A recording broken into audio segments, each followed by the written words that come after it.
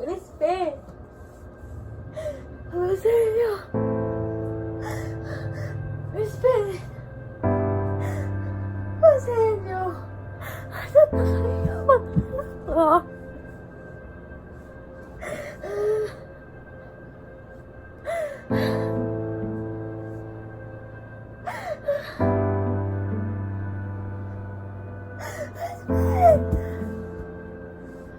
Yo. Ano? Sana kayo?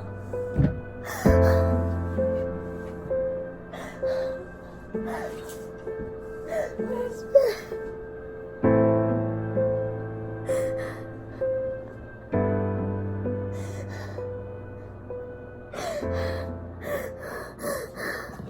Sa dula ni Sisa, makikita natin kung paano siya nawalan ng katinuan, dala ng pagkawala ng kanyang munting mga anak. Dahil sa pagmamahal, ay nawalan siya ng tamang pag-iisip.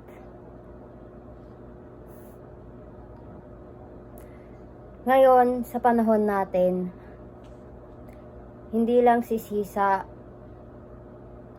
ang maaaring mawalan o nawawalan ng katinuan sa ating panahon, sapagkat ang kasadlakang nangyayari sa ating mga buhay, mawalan man ng mahal sa buhay, mawalan ng napakahalaga sa puso natin o pinaghirapan at kinaingat-ingatan natin, ay maaaring ikawala ng ating katinuan. Makikita sa dialogo ni Sisa na ang labis na pagmamahal, pagpapahalaga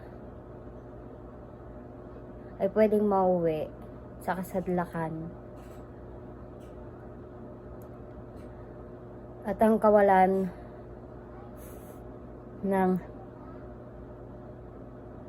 tulong sapagkat siya'y nag-iisa lamang, at sa kwento ay ang kanyang asawa ay walang tulong, ay mas nakapagdadagdag sa ating mga pasanin.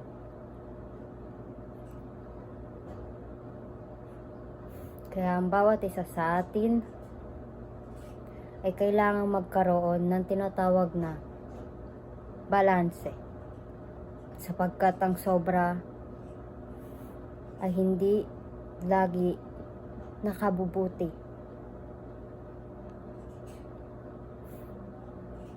Ang sobra ay ang makakapagpunta sa atin sa kasadlakan.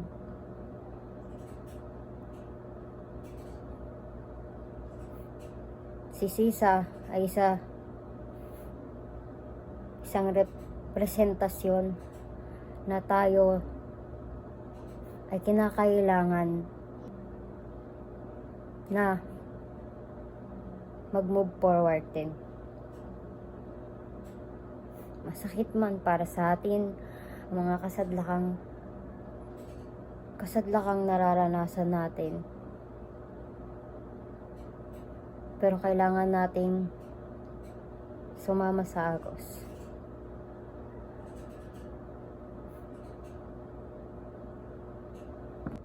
Ikaw, nakita mo ba sila?